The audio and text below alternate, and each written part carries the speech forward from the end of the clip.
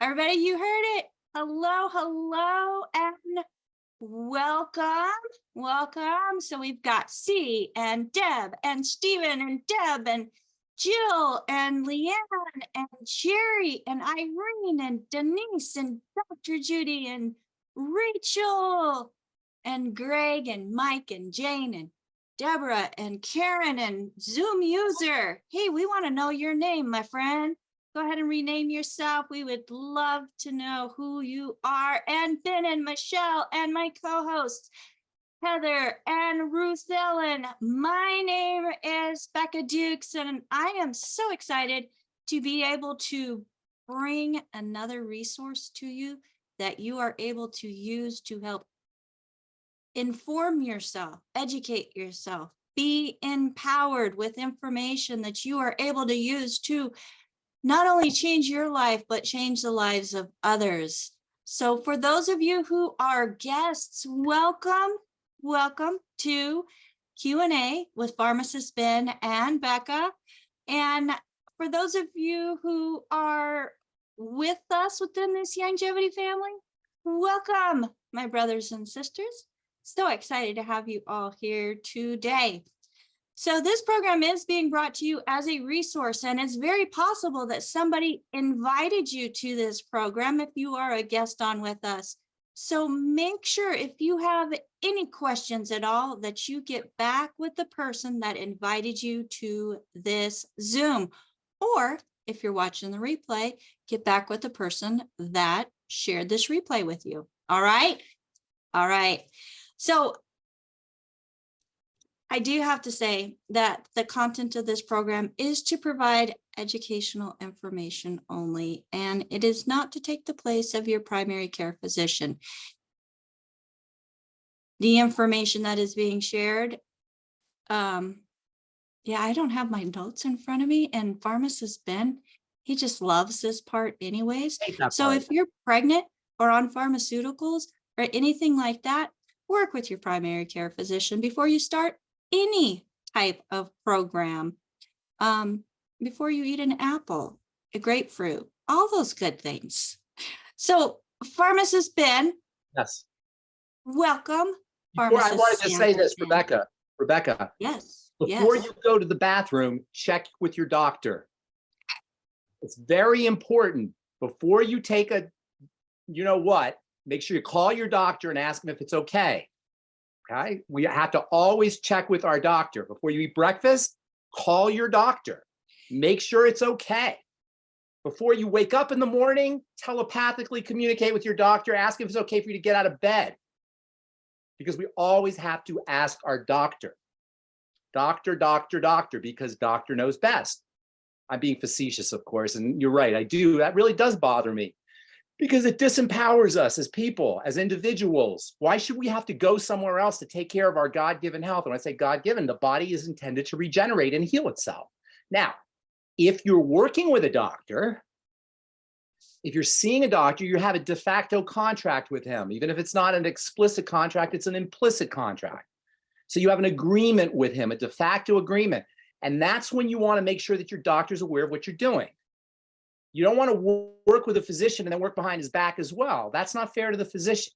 So you always want, if you're working with a physician, make sure he knows you're on supplements. Make sure he knows you're increasing your vitamin E or your vitamin C or you're going gluten-free, whatever it is you're doing, because he's working with you.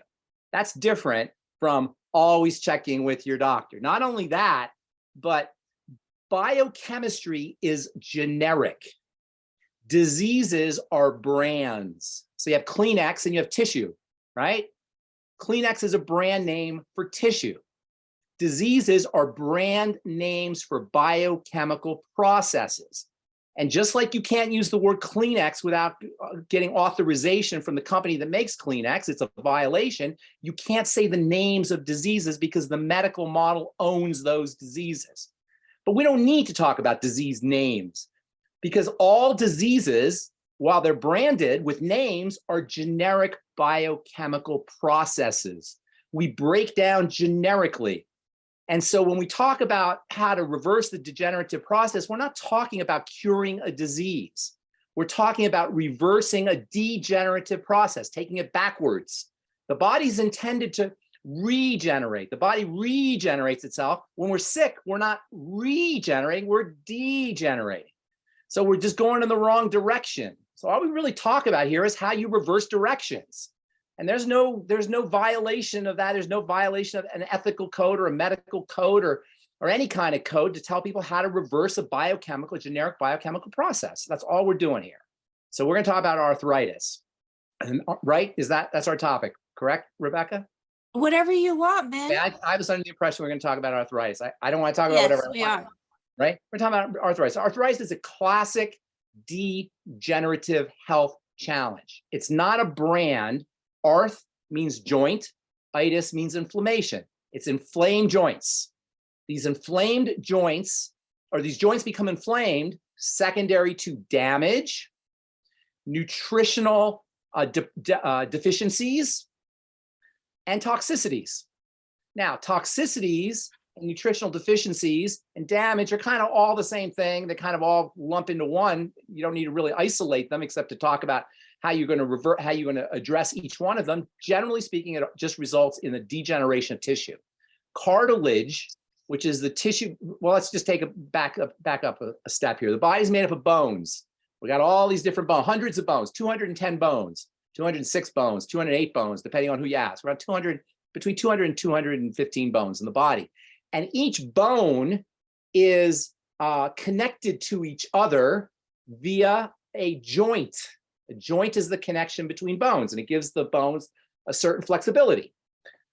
Between the bones, you have a soft, mushy tissue that feels like your earlobe. You squeeze your earlobe, you'll feel kind of a spongy tissue. That spongy tissue is called cartilage. And that cartilage is a very specialized type of connective tissue. Connective tissue we talk about all the time. I always talk about on these Zoom calls, on my radio show, my presentations. I'm in the skin business. The skin is, the connective tissue plays a major role in skin health. Just like it sounds, the connective tissue connects things. The blood is a liquid form of connective tissue. The fat is connective tissue. The cartilage is connective tissue. All of the organs are wrapped around in connective tissue. The connective tissue is the most important part of the body when it comes to all of the things we hate about aging. If you look at a little kid, you look at his face, you'll see it really plump and juicy, and you just want to squeeze his little 5-year-old cheeks. You can't get enough of your little 5-year-old kid because he looks so juicy. Then you look at your grandmother, not so much. The difference is in the connective tissue. As we age, the connective tissue starts to break down. I'll tell you why that happens. But just for now, know that the connective tissue, when the connective tissue breaks down, it leads to every single thing we hate about aging, from the heart disease to the vascular health issues, to the kidney issues, cancer, joint pain and ruptures and hernias and wrinkles and thinning skin.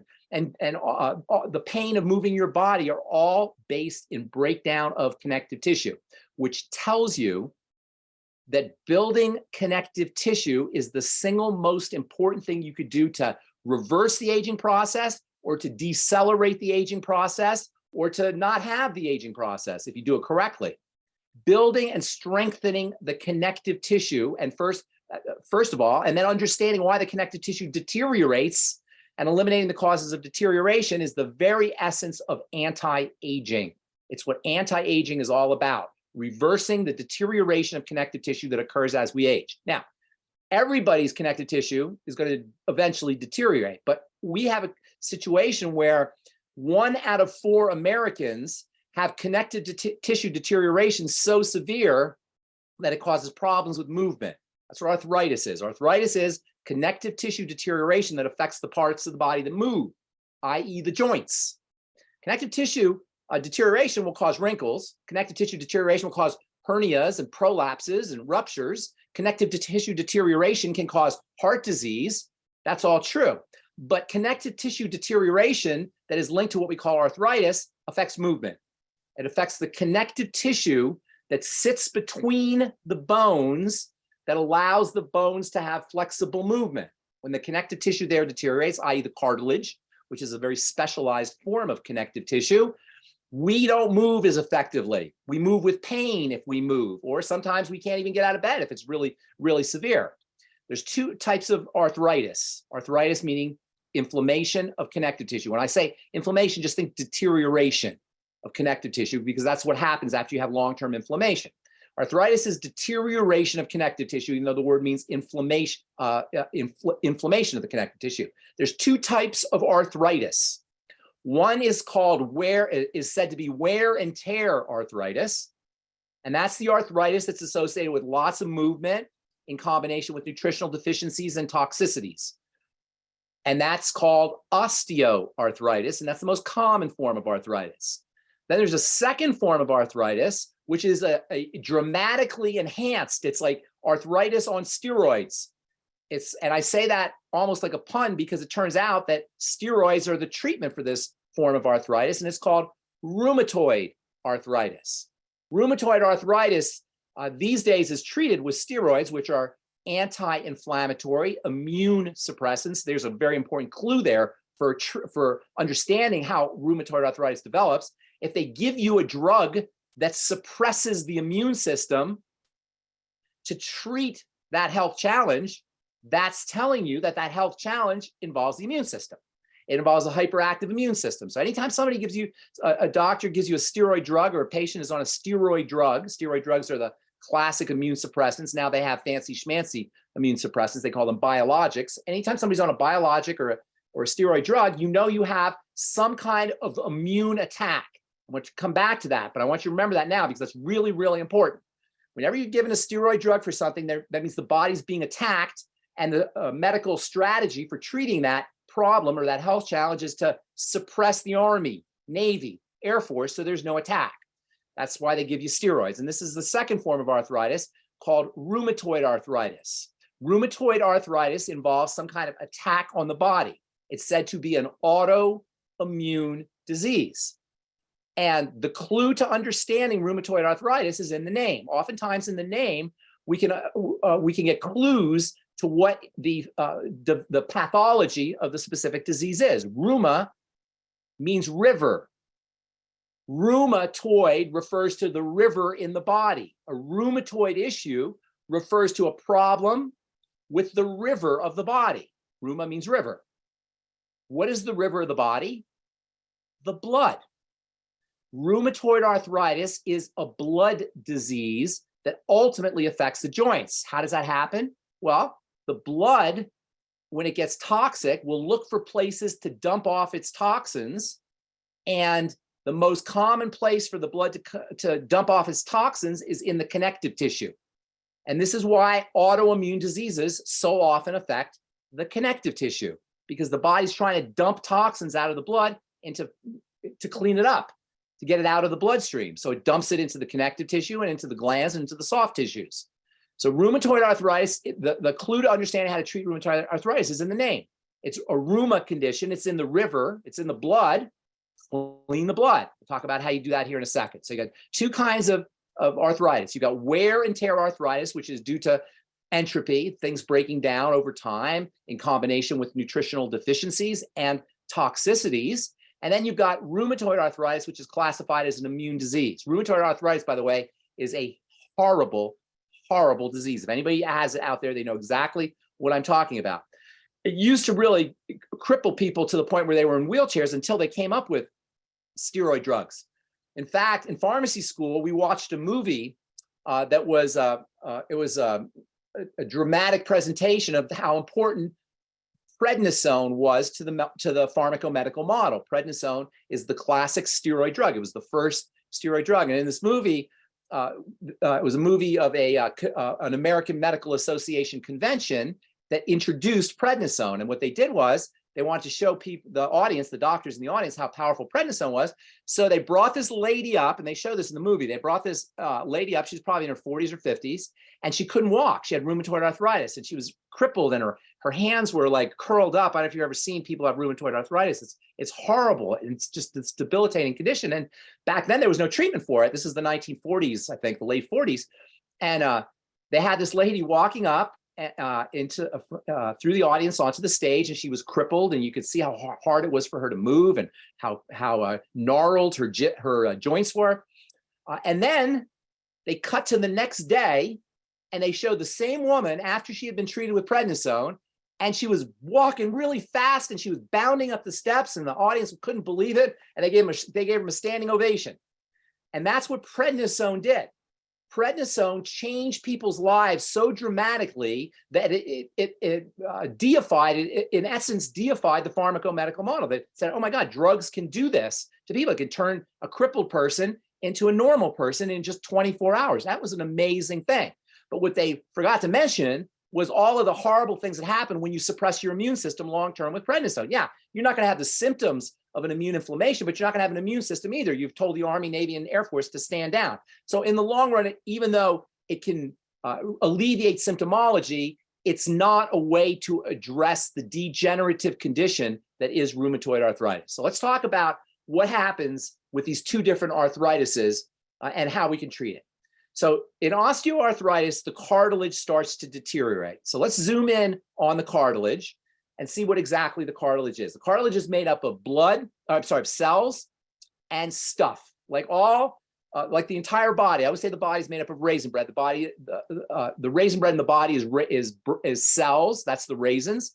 And then there's bread. That's the stuff that comes out of the raisins. It's magical raisins that make its own raisin bread. And cartilage is like any other part of the body. It's got cells, and then it's got stuff. The stuff is mostly collagen and something called proteoglycan, which is this amazing combination of protein and sugar that swells when it contacts water.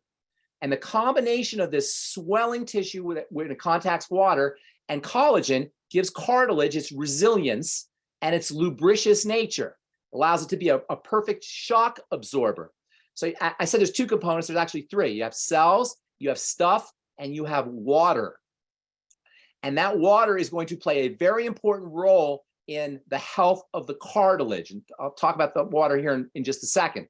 You may have heard that it's very difficult to regenerate cartilage. And the reason that's so is because only about 1% of the cartilage is cells.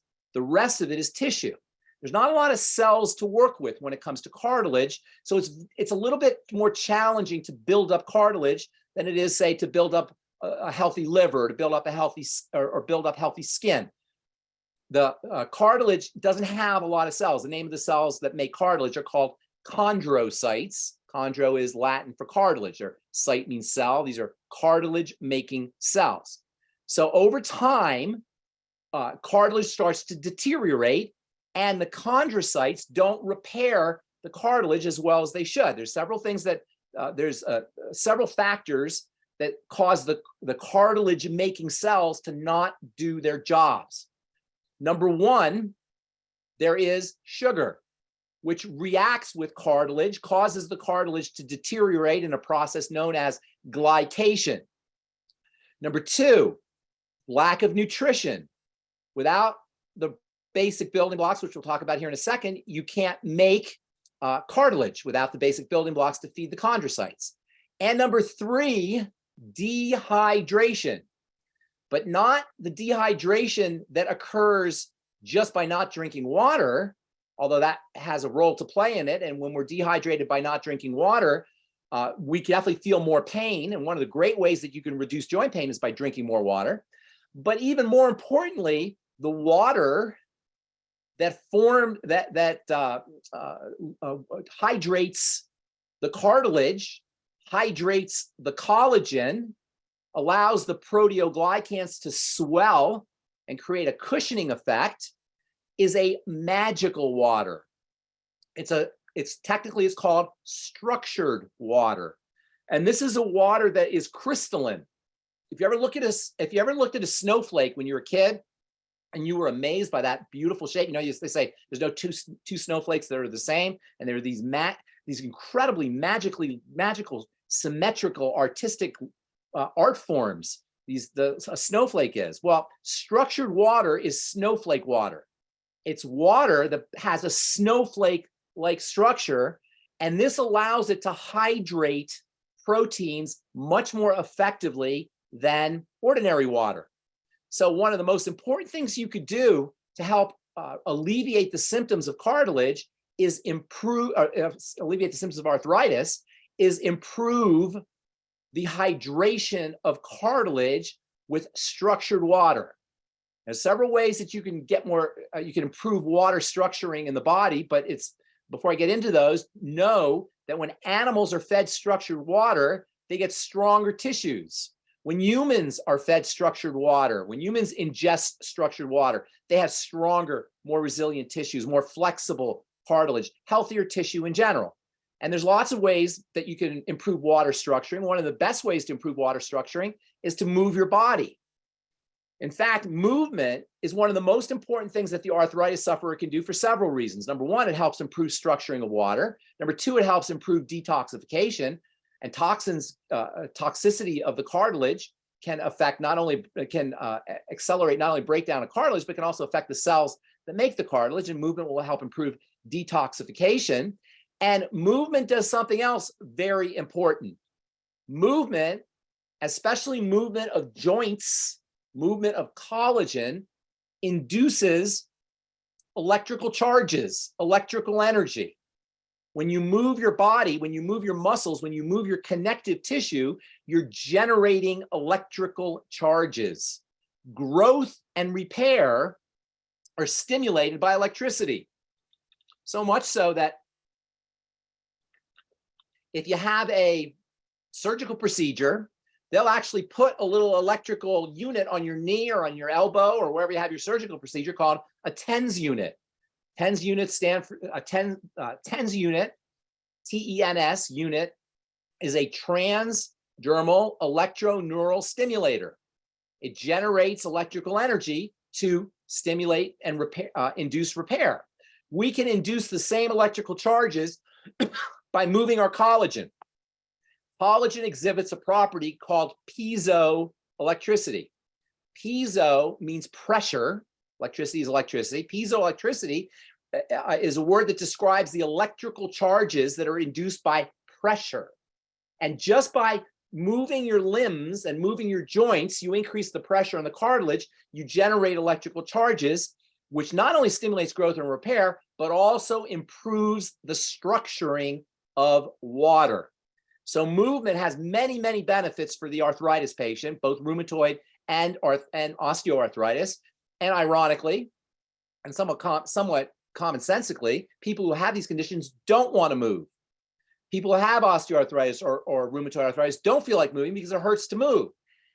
That's the exact thing you're supposed to do if you have rheumatoid or you have osteoarthritis, is move your body.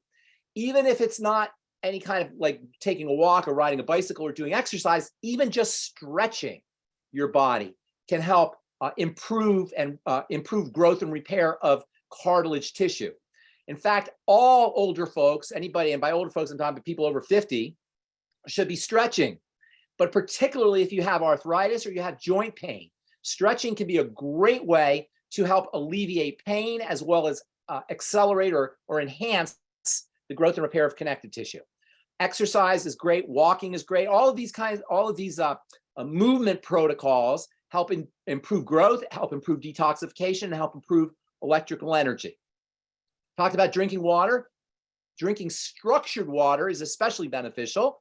So you can drink regular water and your body will structure it if you move, but you can also drink structured water. You drink structured water in vegetable juices or by eating vegetables or by eating fruits. Fruits and vegetables are naturally, the water in fruits and vegetables are naturally structured. And so when you ingest them, you're ingesting structured water that'll help you with your structured water.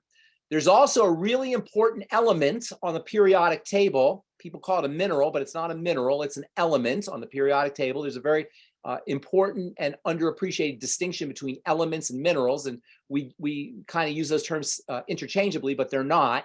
There's an important element, nutritional element, one of the mighty 90 essential elements that helps structure water.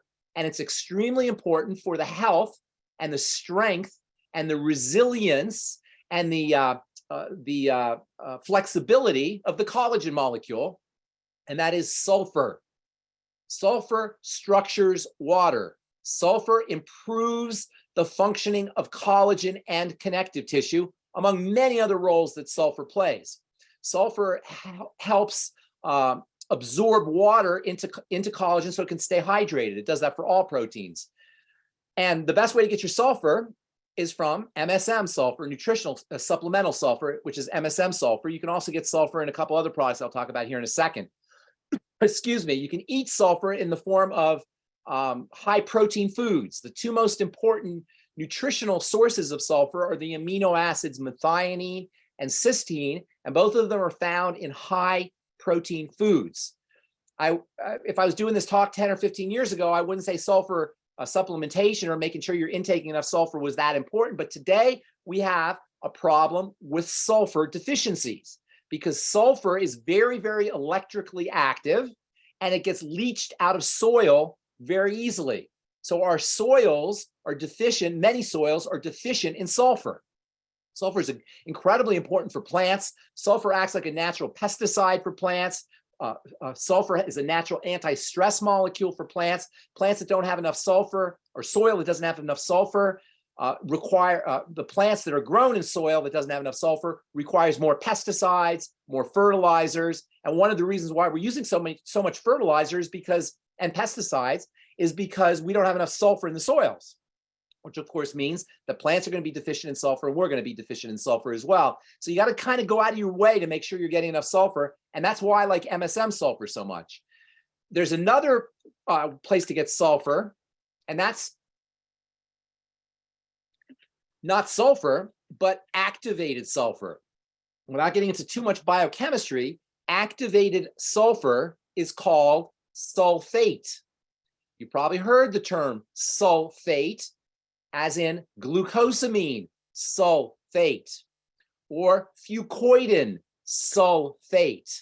Sulfate, as it turns out, activates molecules. It liquefies molecules. It makes molecules more water soluble. It makes them more electrically active. And so making sure that you're getting sulfates in your system is also very helpful. And that's why when you're taking glucosamine, for example, you want to take it in the sulfate form versus, for example, the hydrochloride form, which is the other form that's glucosamine comes in. Anywhere where you can get sulfate or sulfur, you're going to be improving water structuring. You're going to be improving the activities of collagen. And in the case of sulfur, you'll be improving, and sulfate, you'll be improving detoxification as well. So MSM sulfur, glucosamine, I'll talk about glucosamine in a second, but sulfate in the glucosamine molecule, also sulfate in the fucoidan molecule. Speaking of glucosamine, everybody's heard of glucosamine for building connective tissue and building cartilage. It's really quite fascinating how glucosamine works. In fact, glucosamine, hyaluronic acid, which is another component of cartilage, of the non-cellular part of cartilage. It's a proteoglycan. Technically, it's not really a proteoglycan, but it's an honorary proteoglycan, hyaluronic acid. And then glucosamine. And then also in the same kind of pool in terms of its mechanism, you have collagen peptides. Collagen peptides, glucosamine, and hyaluronic acid are all part of the cartilage tissue. The reason they work to stimulate the production of more collagen is because they signal to the body that damage is present. When you eat glucosamine, when you eat collagen peptides, when you eat hyaluronic acid, and the body senses, body's always scouting, the body's always scouting out the substances in the blood. Body's always looking for what's in the blood, because what's in the blood is an indicator of what the body has to do. If there's toxins in the blood, the body knows it has to fight the toxins. If there's deficiencies in the blood, the body knows it has to mobilize nutrients for the blood. And when the body sees pieces of connective tissue in the blood, the body says, oh, there must be an injury. Because how else would substances be in the blood? The body doesn't know that you just took a supplement. The body just sees that the glucosamine levels went up. The hyaluronic acid levels went up. The collagen peptides went up. That tells the body there's damage, because under ordinary circumstances, the only time you'd have components of the cartilage floating around in the blood is when there's damage. So glucosamine and high hyaluronic acid and collagen peptides, and in fact, cartilage itself, which is available in bone broth, tell the body to kick into the repair mode. They signal growth and repair. They send growth and repair signals to the cartilage to repair the cartilage. So using the building blocks of connective tissue to build connective tissue is a tried and true strategy for helping deal with cartilage deterioration in the case of arthritis. And as I said, collagen peptides, glucosamine, high hyaluronic acid, these are all mainstays in cartilage repair and connective tissue repair. And by the way, anything you take to support the growth of and the repair of cartilage will help support the growth and repair of all the connective tissue. It's not just the cartilage. When you take glucosamine, yeah, the body will say, okay, we need to upregulate growth and repair for the cartilage, but it will upregulate growth and repair for your skin too. It will upregulate growth and repair for the vertebrae, the cartilage in your vertebrae. It'll upregulate growth and repair for the fascia and the connective tissue that wraps around and protects all of the organs of the body. It will help build your bones because the bones are also connective tissue. It'll help strengthen your blood vessels because the blood vessel and strength and integrity depends on connective tissue. It'll help improve connective tissue in the intestine if you have leaky gut issues. So building cartilage and building connective tissue strategies don't just help with arthritis, they help with all the connective tissue, which is a classic example of why nutritional supplementation is so darn valuable. And why the pharmacomedical model can't touch nutritional supplementation when it comes to multifunctionality. When you take Boniva for your bones, you're not going to get benefits for your skin. When you take prednisone for your joints, you're not going to get benefits for your fascia. When you take a drug for your arthritis, a prescription drug for your arthritis, you're not going to help with your anti-aging. You're not going to help reverse the aging process by stimulating the production of all connective tissue. Only supplements will do that. There's a great food that contains all of the building blocks for repair and growth of connective tissue, and that is bone broth with the bone, because the bones, in chicken bones especially, but all bones, but chicken bones particularly, have lots of cartilage. And when you put the bones in soup, in water, and make soup, all those components that are in the cartilage from the chicken go into the soup. The collagen peptides go into the soup. The high hyaluronic acid goes into the soup. The glucosamine goes into the soup. The sulfate goes into the soup. So drinking bone broth, I call it bone soup, whatever you want to call it, is an awesome way to build connective tissue and cartilage. Not only that, but it turns out that the building blocks of cartilage also strengthen the immune system and make it healthier and more robust. This is why chicken soup is people drink when they have colds. I call it Jewish penicillin, because the building blocks of cartilage turn on the immune system too. Excuse me. So you've got structured water, you've got high hyaluronic acid, you've got collagen peptides, you've got glucosamine, you've got sulfur and sulfate. All of these are must-haves for the arthritis patient. You also got exercise and stretching, but there's more. You cannot make connective tissue. You cannot make cartilage without vitamin C.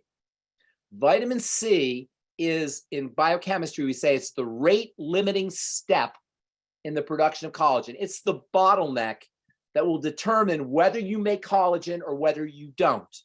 Under conditions of deficiency, you won't make collagen or cartilage as effectively.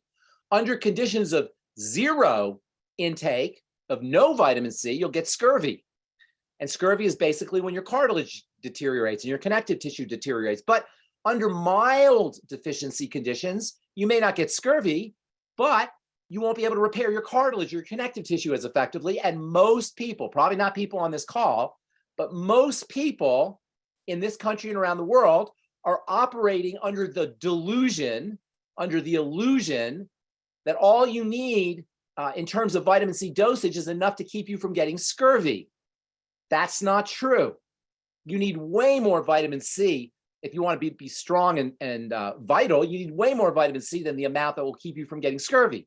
The minimum, or the RDA, I call it the ridiculous deficiency allowance, the pathetically low amount of nutrients that you need, that the medical model, the pharmacomedical model tells you need, is just there to keep you from getting diseases. It's not there to make you maximally and optimally healthy. Consequently, most people are leaving good health on the table. In terms of vitamins, vitamin C is actually the classic example of this, because according to the RDA, you only need 100 milligrams or so of vitamin C. But if you really want to grow and repair and build and strengthen your collagen and your connective tissue, whether it's in your face or in your skin or in your internal organs or in your back or in your joints, you need high doses of vitamin C, 1,000 milligrams of vitamin C, 10 times, 20 times as much as the RDA. And nobody, present company excluded, is getting that much vitamin C. So you want to make sure that you're getting enough vitamin C. Also, essential fatty acids are extremely important for all inflammatory conditions and all building conditions. The essential fatty acids, EFAs, are the molecules of inflammation and anti-inflammation. And even though all disease is associated with inflammation, that doesn't make inflammation bad. In fact, inflammation is good in the sense that you have to have inflammation to have anti-inflammation. Without inflammation first, you don't heal. The problem with inflammation is when we get stuck in the inflammatory mode and we don't make it to the anti-inflammatory mode. So essential fatty acids, EFAs, are the molecules of inflammation and anti-inflammation. And the way they work to reduce inflammation is exactly the same way that aspirin works to reduce inflammation. So essential fatty acids are God's aspirin. They're natural aspirin. The ultimate EFAs, for example, is natural aspirin. On top of that, excuse me, essential fatty acids are epigenetic factors. They turn on the genes that are responsible for the production of protein, including the protein that helps you make cartilage. So the ultimate EFAs are also incredibly important. Then there's one of my all-time favorite longevity supplements, which is fucoidan. Fucoidan, or fucoidan sulfate, contains the sulfate that we talked about that helps structure the water. And fucoidan is also similar to the proteoglycans, those spongy protein sugar molecules that are in the cartilage. And by ingesting fucoidan and fucoidan sulfate, you will be able to improve your body's ability to produce these proteoglycans, these spongy materials that give cartilage its plump and lubricious and what's the word I'm looking for? It supports its protective properties. There's a word I'm thinking of: shock absorbing properties. It improves its shock absorbing properties. So fucoidan is an awesome connective tissue building supplement, not just for the joints, but also for the digestive tract, and also for the lungs, and also for the eyes, and also for any place in the body where you have to have a lot of moisture. So the fucoidan, in terms of fucoidan sulfate, and along with fucoidan, vitamin D. Vitamin D is very important for the absorption of calcium into the various cells of the body, including the cells that make cartilage. Calcium is your cell's on switch. When we think of calcium, most of us think of structure, and calcium gives the body a certain hardness. The bones and the teeth are hard because of its calcium, but calcium's real main role in the body is to turn cells on. When doctors want to turn cells off, they give you a special drug called a calcium blocker or a calcium channel blocker. You say, why would a doctor ever want to turn cells off? Well, the medical strategy for protecting your heart when you have a heart attack, you have heart disease, is to shut down your heart. I call it poisoning your heart, because that's really what you're doing. And the way they do it is by stopping calcium from getting into the heart cells, because calcium turns things on. This is why calcium is arguably the most important mineral in the body, because in addition to providing structure and support, it also activates cells and allows, in the case of cartilage, it allows the chondrocytes, the cartilage making cells, to make more cartilage. And then last, but this is certainly not least, is digestive support, which takes us into the second form of arthritis. Digestive support is important for the absorption of all of these nutrients, and that's where probiotics come in, and that's where your ultimate enzymes come in, and that's also where using a little bit of apple cider vinegar with your meals comes in. All of this is to improve nutrient absorption. Now, as far as the gut goes, this is a perfect lead into the second form of arthritis, rheumatoid arthritis, which, as we said, is an autoimmune disease. And this is extremely important, I'm going to say now, because there's about 10 million people, 3% of the population or so in the United States has an autoimmune disease where the body attacks itself. And if you go the medical route, they're going to tell you there's nothing we can do about it. And they're right. From their perspective, there's nothing they can do about it.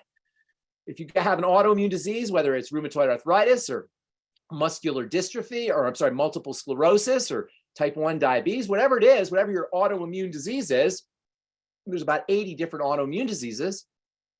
The only thing you will get from your physician is an immune suppressant. That's all that the medical model can do for autoimmunity. They can give you immune suppressants. But if you understand the mechanism of autoimmunity, you could treat yourself without drugs. And this is the mechanism. An autoimmune disease is when toxicity gets into the blood, and that blood toxicity gets dumped into the tissues. In the case of rheumatoid arthritis, it's when the toxicity gets dumped into the cartilage. In the case of Hashimoto's thyroid, the toxicity gets dumped into the thyroid. In the case of multiple sclerosis, the toxicity gets dumped into the nerve cell, into the neurons, the nerve cells. In the case of type 1 diabetes, it gets dumped into the pancreas. Whatever it is, toxins are getting dumped into that gland. To say, let's stop that from happening. How do you do that? Well, in order to stop the toxins from getting into the system, we got to figure out how they're getting into the system. Well, there's only two ways things get into the body. One is through injection. And we know that when you get vaccinated, or when you have any kind of, if you're a drug addict and you're injecting drugs into your blood, you're at higher risk for autoimmune diseases because you're sticking toxicity right into your blood. For most of us, that's not a problem. For most of us, the toxicity into the blood does not come in through injection, through the skin. It comes in through food.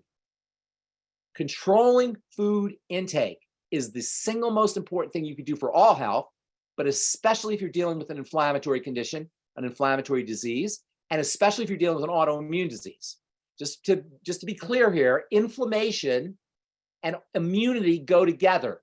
Inflammation represents an activation of the immune system. The immune system is your defense system. And the tool that the defense system uses to defend the body is inflammation. I think of inflammation like an airbag protecting things. Like when you break your leg, you get a swollen leg. That inflammation represents an airbag. That's protecting the broken leg. Well, we have that same kind of inflammatory condition that happens in small areas, in cells, microinflammation. And all autoimmune diseases are part of the immune response and manifested by microinflammation at the level of the gland or the nerve or wherever the autoimmunity in the case of rheumatoid arthritis is taking place, in the joints in the case of rheumatoid arthritis. So working with food, people who have rheumatoid arthritis know that they have to stay away from nightshades, for example. Nightshades are a group of vegetables that include tomatoes, potatoes, peppers, and eggplant. Those are called nightshade vegetables. Tobacco is also nightshade vegetables, and they can exacerbate rheumatoid arthritis symptoms. Also, gluten and seeds, lectins that are in seeds can exacerbate autoimmune issues and rheumatoid arthritis specifically. Also, processed foods can do it, especially processed fats. So for rheumatoid arthritis, you want to do a food diary. You want to work on digestion. I've yet to see a patient who has any autoimmune disease that does not have some kind of digestive health issue along with it. In the case of rheumatoid arthritis, in the case of autoimmunity, there's a really cool book written by a doctor named Terry Wahls, W-A-H-L-S, Dr. Terry Wahls, and she wrote a book called The Wahls Protocol. And in it, she had talked about curing her own autoimmune disease using dietary strategies, specifically fasting. She used fasting as well as the ketogenic diet to reduce the symptoms, actually to completely reverse the symptoms of her multiple sclerosis. And she no longer has multiple sclerosis. And that's what you can do with an autoimmune disease once you understand what it is that's activating the immune system and then eliminating it. And that's where the elimination diet becomes so important. The elimination diet is where you eliminate the foods that are causing problems by first noting them, charting them, writing them in a book, a food diary, and then eliminating them. We hear a lot about gluten, but that's very misleading. Yes, gluten is a problem for a lot of people, but there's other things in grains that are supposedly gluten-free and foods that are supposedly gluten-free that are also just as bad as gluten when it comes to inducing inflammation and an immune response. So don't have your attention diverted by gluten. Yes, it's a problem, but there's lots of things that are like gluten that are problems. That's why doing a food diary and seeing what your particular problem foods are is so important. Sugar is also a problem, especially high concentrations of sugar, which are very pro-inflammatory by their damaging effect on protein, especially the protein in cartilage. Also, acidity is very important. Acidity is a sign of toxicity, and it's also a cause of toxicity. Acidity represents a lack of electrical energy. So anything that you could do to support electrification of the body will neutralize acid, will raise the pH, make the blood pH and the body's fluid pH more alkaline. We talked about sulfate, we talked about piezoelectricity, we talked about stretching and exercise. These are all important ways to improve the alkalinity of the body's fluids. Alkalinity refers to electricity. When something's alkaline, it has more electrical energy. When something's acid, it has less. So anything you do to alkalinize or improve alkalinization of the blood, and in addition to movement, one of the most effective things you can do for arthritis, and this is so in all toxicity, but arthritis is something that you can really see benefits quickly when you do this. This is one of the most important things you can do to keep yourself young longer, to reduce the symptoms of a degenerative disease, to slow down the aging process, just to feel better and to have more energy, to get more electrification in your body. It's a very, very interesting process that we all think we know how to do, but we don't do it anywhere near enough or correctly. It's called breathing. And in fact, anybody who has arthritis, and it's true about all degenerative conditions, but arthritis is easy to see. And you can notice results really quickly. Start doing breathing exercises and don't try to do it on your own. Because if you do it the wrong way, you could actually create more acid when you're breathing if you're not doing it correctly. So if you want to get a good book on it or you want to learn about it, get the Wim Hof method or start Googling Wim Hof, W-I-M-H-O-F-F. He's got some awesome breathing exercises that raise the electrical energy in your body, make your blood more alkaline, and reduce acidity, especially in the joints, so dramatically that you can perceive it within days. You can perceive the benefits within days, especially if you're dealing with a severe arthritis condition. As we always say, the more severe your health challenge is, the quicker you notice the results. The quicker the worse your disease process is, the faster you can turn it around, begin to turn it around. So if you're dealing with arthritis, you know somebody who's dealing with arthritis and you want to demonstrate for yourself or as somebody else how effective these strategies can be, start doing the Wim Hof method, the Wim Hof breathing method, or any good breathing technique. And there's many, many breathing techniques. The trick is to raise your blood oxygen so that you alkalinize the blood. The pain relief is stunning. And the flexibility relief. People who have arthritis sometimes can't they can't close their hands, they can't move their joints. The joint relief is dramatic.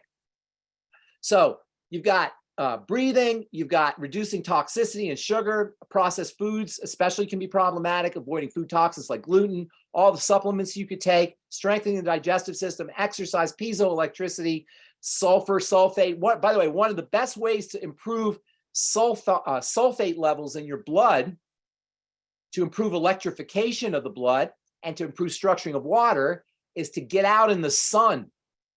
The sun makes sulfate. The electrical energy or the photonic energy from the sun gets turned into electrical energy in your skin in the form of sulfate. And oh, by the way, when molecules have sulfate attached to them, they become more liquefied. They go into blood more effectively. They don't clog things up. They're more water soluble when they're sulfated. And just as a bonus, if this wasn't enough health information for you, here's a bonus for you. Cholesterol sulfate is liquid. It flows through the blood more effectively. It's more hydrophilic than ordinary cholesterol. When cholesterol is not sulfated, it has a greater tendency to clog. Sulfated cholesterol does not clog as much as regular cholesterol. So making sure you're sulfating your cholesterol by getting out in the sun is one of the best things you could do to protect your heart from calcification and cholesterol deposits. That's a bonus. That has nothing to do with arthritis. But that's just for you guys who stuck with us for the whole hour. All right. I hope that was good on arthritis. Just know if you're dealing with it, there's tons you could do. And the worse your health challenge is, the faster you can turn it around. Wow. Okay. So that explains a lot of where I was, because, and just now I know and understand better how and why. And the more you understand how your body works, the easier it is to be in control of it. Absolutely. We just give up. We just go to the doctor and say, you fix me.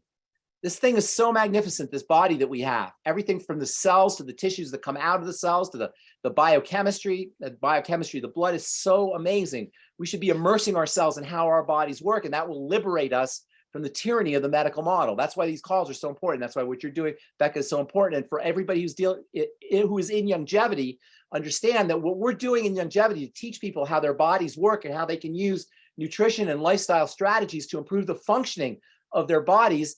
This is God's work. This is the holiest thing that we can do as human beings to help each other, help people who don't understand these processes figure out how their bodies are working, why their diseases are showing up. And don't ever take for granted. A lot of times we know so much stuff, we take it for granted that other people know all these things. There are people who have no idea what an essential fatty acid is, let alone what it's doing or how to get it. And I talk to people all the time. They have no idea that there's this thing called essential fatty acids, yet they're so fundamental. And that's just one example. So let's take a couple of questions, Rebecca, and then. Okay. So I have a quick question. Somebody asked in the chat, is minocycline or minosine, is that a treatment for RA? No, it's not a treatment. It's a way that you can reduce inflammation, and it's a way that you can stabilize the bacteria that are thrown off. I didn't talk to you about the bacteria in the gut, but this whole connection between autoimmune disease and the gut involves bacteria. And there's good bacteria and there's bad bacteria, so they'll give you minocycline mostly for its anti-inflammatory effects. Any drug that you take is not a healthy way to take care of your health challenge. It represents a strategy, and that's true, but it's not going to take care of the problem. The problem is not caused by bacteria or caused by inflammation. It's caused by what's causing the inflammation, the toxicity in the blood. And minocycline does not address that. So no, minocycline is a very silly way to take care of an autoimmune disease, in my humble opinion. Now, if you don't want to do all the other stuff, if you don't want to do your essential fatty acids and lay off of gluten and problem foods, processed foods and sugar and all the other things we just talked about, the best you could probably do is minocycline, but you deserve more than that. If you have rheumatoid arthritis or any autoimmune issue, but rheumatoid arthritis, what we're talking about here, you deserve more than minocycline as a human being. It's your right to have more than a prescription drug that will reduce inflammation temporarily. No, it is not a treatment. It's really a pathetic answer for a very serious condition. By the way, rheumatoid arthritis is associated with heart disease. It's associated with a shortened lifespan, and minocycline isn't going to have anything to do with that. So no, it's not a good, I mean, if you don't want to do anything else, it's the best you could do, but you deserve more than that. All right. Thank you so much for that. And I know somebody that used to deal with RA, and she has her hand, not RA, lupus, not Lupus is autoimmune the same disease. thing. Lupus is RA that does not occur in the joints. It occurs in the connective tissue. It can occur in the joints too, by the way. And is this you? Do you have lupus? And what's your name, ma'am? Jill, and I don't have lupus anymore. Oh, good for you. That's I don't awesome. have RA anymore. What did you do? So I asked Becca if she wanted me to give my testimony because you described me for 25 years ago when I first got sick, and for 20 years of my life until I found longevity. I mean, you had my number, like absolutely everything that you said today was me, beginning with the digestive problems, which I didn't even know that I had until I joined longevity. Awesome.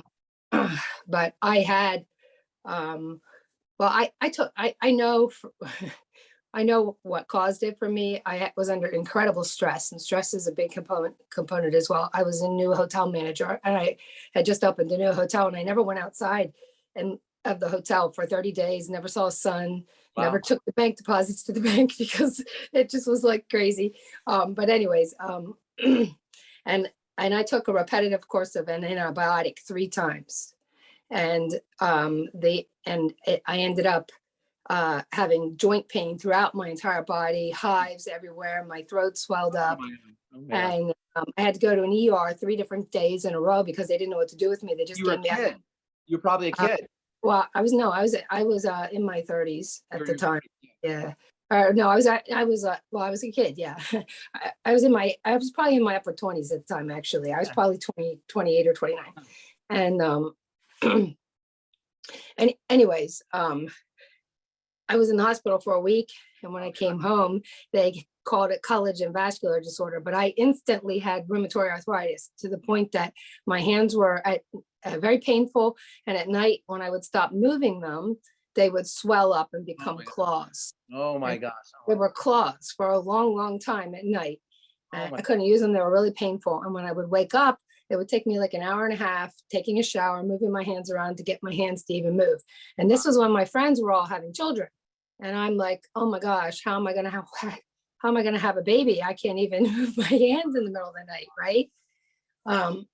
Anyways, I was on steroids, made my hair fall out. And, I couldn't sleep. You look so great. You look strong. You look healthy. What'd you do? Well, they put me on Plaquenil, which is hydrochloroquine. And I took it for 20 years. Oh my gosh. Oh my gosh. And I got sick at the drop of a hat, and I became a complete germaphobe. I can see every germ, and I can still see the germs because when you live with a suppressed immune system, you get sick really, really easy, right? So I can see when somebody. What did you do? You look great. What did you do? Well, I just found longevity by accident. God had a sense of humor, and he brought me in through the scrapbooking division. He didn't even tell me the truth. Oh, wow. And when I found out that longevity was a health and wellness company, not a scrapbooking company, Wow. it was a happy day. And I was like, why didn't you just tell me? Like, I would have come in Oh, that's great. happily. How long ago was that? How long ago? 8 years. You've been in longevity for 8 years now? I have. Yeah. Where are you out of? Where do you live? Hershey, Pennsylvania. And who's your upline? Hallie Red. I don't think I know her. Oh, that's awesome. What's your name? Yeah, my name is Jill. What a great story. Yeah. So anyways, I traded baby aspirin for essential fatty acids. Awesome. And when I went, I knew in 3 weeks that everything was changing in my body. And I knew the first time I took OsteoFX that I wasn't going to have, oh my gosh, what's the word? Insomnia anymore. Wow. Because OsteoFX was a game changer for my lifelong insomnia. I had insomnia from 2nd grade on. I had dry skin from forever. My mom took me in 2nd grade. First thing to go was insomnia. Second thing to go was dry skin. Those are the things I knew I had the longest. What a great story. Yeah. Awesome. But I don't know exactly, because I never thought I was going to sell it in the beginning, exactly when my joint pain went away. I think it was just something like that just happened. And I noticed well before 90 days that my joint pain was gone. Yeah, I noticed well That's an well awesome. before 90 days. And then it took me a while to go off my medication. I went off the baby aspirin first because I noticed I was bruising too much. And I didn't talk to a doctor about it. I just knew that the essential fatty acids were why. And I'm like, well, I'm not gonna take the baby aspirin anymore. And, Great. And you're and off you're not on any meds now. no, I'm not on any meds, and I have What a great I have no problems. Love Now, you know, if I don't take my glucogel, I can feel some joint pain, not the debilitating kind, but I never let it get to that Yeah. point again. But I can feel some joint pain if I don't take glucogel. But this is the one thing I wanted to say. Yeah, I met Dr. Wallach. I started taking the products in October, and I met him in January. And in January, he told me to be gluten-free, that he considered lupus to be a gluten allergy. And my husband's Italian. He was with me, and he's like, "There's no way." And I didn't do it right away. But when I did eventually do it, then everything else changed in my body, right? And then I got off my meds. That's when I got off my meds. Was when I went gluten-free. So I just wanted to tell you that. But I do also have two questions, and I'm hoping you'll indulge me since I gave you a testimony. And but like, you couldn't have said anything that what didn't happen to me. Everything that you said came out was was me. Classic. And yes, I'm on the other side of it. So I'm thrilled to be. What are your questions? Yeah. So I took lots of notes because I think it was also, it hit it spot on. But my mom's 91 and she has a skin tear. That's what it started with in her lower leg. And it got out of control really quick. And it's nothing like a skin tear. It's huge. And she's under the care of a doctor and of a wound doctor. And he gave discouraging news today saying he doesn't think it's going to heal. And I told my mom that, you know, not to receive that I'm not believing that there's a lot more that she can do if she listens to her daughter and hangs up. She is, but my mom is also addicted to the sugar. And you know, she's had 91 years. You're not going to turn around 91 years, but I think that might be what's blocking her ability to absorb enough supplements to heal. If you want, I'll help you. But in the meantime, get her on all the connective tissue building supplements: bone broth, high hyaluronic acid, the glucogel caps. She takes those. She takes the MSM and the glucogel, and she takes a lot. But she's get her out in the sun to make that sulfite, to make the sulfate that sulfate that we just talked about. So anything you do to help her build connective tissue, because the wounding, while it's on the surface of the skin too, but it's probably also because she's not getting blood, she's not getting nutrition to the skin through the connective tissue.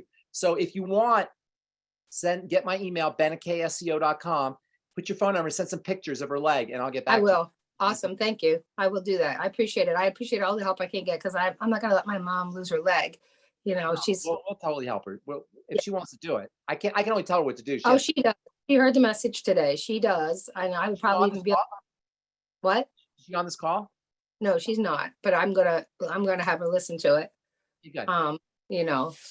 So, anyways, I did take a lot of notes, and I plan to increase a lot of things and do a few things. I'm a little confused about the structured water. Is that actually water that we get, or you're just saying the things that we take help us to make that? You get structured water by drinking fruit juice or vegetable juice. I'm sorry, vegetable juice.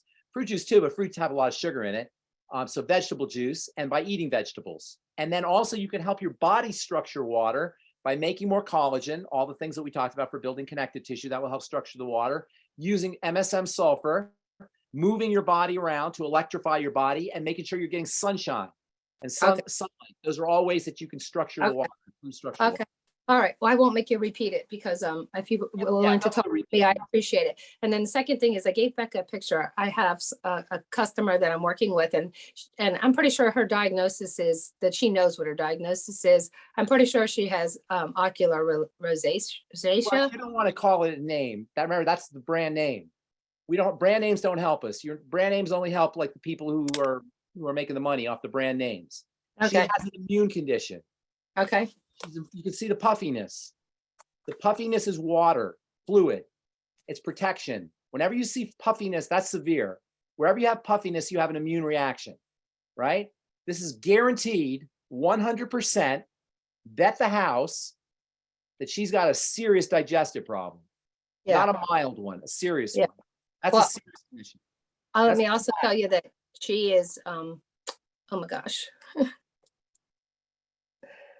Oh my gosh, I'm gonna make her, I'm gonna listen to this recording and I'm gonna be embarrassed that I can't think what it is. She doesn't have hair. She, Alopecia. Alopecia. yes. And Yes. she was vaccinated and it fell out with, I think it was the, yeah. She's not vaccinated. No, Well, not the recent one. okay, but she got into the blood. She got something into the blood. Uh-huh. Hair loss is often a sign of an immune problem, an Uh-huh. autoimmune problem.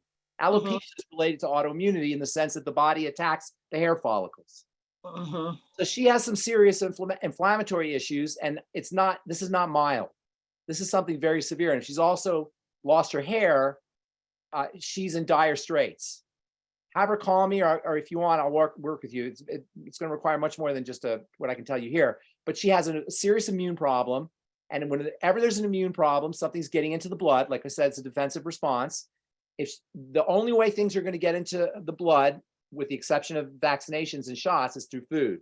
So she can't do anything about the vaccination. That already happened, but she can work with food. And she has to have severe food. She's been on the products for a little bit more than a year. And I told her, it's not a product issue, because as long as something's getting into the blood, that's attacking the blood, or that's attacking the body, she's going to have this problem. So yeah, keep her in the game I a told little. her a year ago to be gluten-free, but she wasn't willing to do it, but she is now. She's been gluten-free, I think maybe. Alopecia can definitely be a gluten. Always can definitely, but it can be more than that. So, but that's the right track. If she wants to call me, she can call me or email me. Okay, so I have a question though. She kind of works part-time a little bit at a place, and they've suggested that the spleen may be involved. Yeah, but she's not gonna. What's she gonna do to her spleen? You got to work on the spleen. Filters the blood, so you're not going to work on the spleen, but she can work on the blood by controlling food. Spleen is where your blood cells are recycled. So it might be a spleen problem. That's true, but it's a blood problem primarily. Okay. So work on the blood, and it's always digestive. Okay. Okay. Thank you so much. That was a great story. I really appreciate it. All right. Thank you. God bless you. Let's do one more, Rebecca.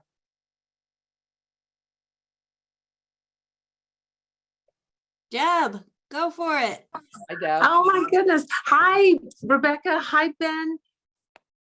Oh my gosh, I'm so excited to talk to you, Ben. I'm a licensed esthetician. And I first heard you on my podcast on Esty Talk, ASCP. Wait a minute. So on your podcast? well, not the one I listened to. Yeah. Gotcha. Yeah. Oh, you heard me on ASCP? Yeah, on That's Esty Talk. Oh, the Road Pharmacist. Yes. Oh, that's great. That's awesome. Where do you practice? I'm in Farmington, Connecticut at Tranquility Skin Services. And you just heard me, and you didn't know that I was with Longevity, or how did that work? Not at first. No, it's actually your fault that I'm on the Essential 90 now. Right. So thank you. Do you like the Rogue Pharmacist? You like the show? Love it. Good show, Absolutely right? love it. Yeah, everybody's great. Ella and you, and just it's yeah. In fact, it took me from being very fearful of working with acneic patients to they're my favorite. Oh, that's awesome. Yeah, I've got a new guy I'm going to see tomorrow. I can't wait to see him. He gets very sensitized after shaving. Okay. So I can't wait to see his skin. Barbie. What's that? Folliculitis Barbie. That's the technical name. Folliculitis Excellent. Barbie. Yeah. Okay. And it's the same. You know how I'm sure if you understand what we talked about today, he's gonna love you. Perfect. Do you have a question? Actually, yeah, you were talking. My dad's got COPD. Okay. And he doesn't talk about joint pain, but he can't move. So he's, I think everything hurts with the COPD. He's 76 now. Is he a smoker? He was for years. He quit probably 35 years ago. Wow. Yeah. So COPD is like skinning your knee. When you fall and you skin your knee, except it's in your lungs. Wow. So it's like scabs and damaged lung tissue, the way you damage your knee when you fall. And it usually happens when people have they've been smoking or they've been doing something to their lungs. It's actually fibrosis that's secondary to scabbing. It's a scabbing kind of the lungs. And so it blocks oxygenation. And when you block oxygenation, you're not going to get oxygen to your extremities, especially, and your body's going to hurt. So it's very important that he starts working with oxygenation, anything you can do for that. That's where the breathing exercises come in. If he's motivated, I don't know if he's motivated to, but if he is, breathing exercises are really important. Hyperbaric oxygen might help him. Anything you can do to improve oxygenation. Because as important as nutrition is, you know, you can go a month without nutrition, but you can't go 4 minutes without oxygen. So that's really the key to everything. If he can do breathing exercises, that's going to change his entire life. Right. Something perked up in you when we're mentioning like the MSM and glucosamine and bone broth and all that. Those will help with repair. But it's important right now, without oxygen, you can't really repair. So it's a vicious cycle. Yeah. Lack of oxygen will make his tissue get more damage, which will cause more lack of oxygen, more tissue damage, more lack of oxygen, more tissue damage. So the oxygen's the key. Yeah. And getting him oxygenated is really important. It'll change his life. Start off, get him a breathing app. Get an app on your phone called Breathing Zone. Breathing Zone. Great. Walks you through the breathing process. He really needs to work on oxygenation. And it's not just oxygen, it's also carbon dioxide. It's the balance between oxygen and carbon dioxide. And that's why breathing exercises are really important, but you got to do them correctly. You can make matters worse by doing them wrong. So have him go to YouTube, look up Wim Hof or breathing exercises and really make it a priority. Okay, great. Thank you so much. Water too, to help plump up the tissue. Great. Thank you. Nice to talk to you. Thank you so much for sharing. What is your name? Sorry, what's your name? Debbie. Debbie. Thank you, Debbie. And then what's the name of your practice?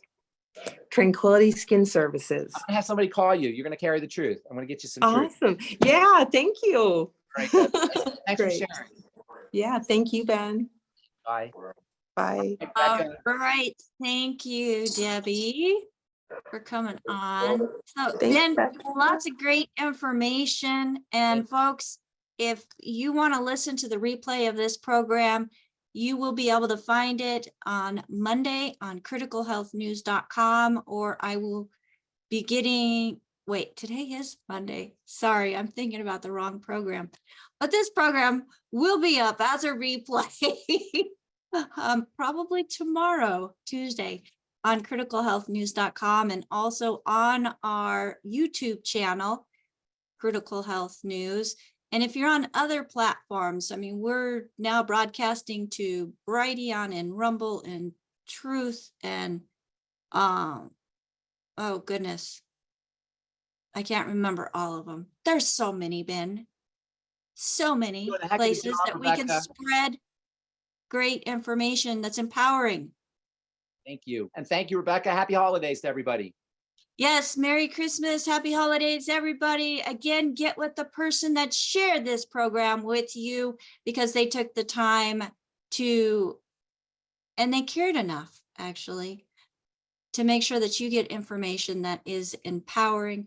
Just want to thank everybody. Hope you have a wonderful and safe rest of 2022. And yeah, next month, Ben, we'll be in another year. Bye.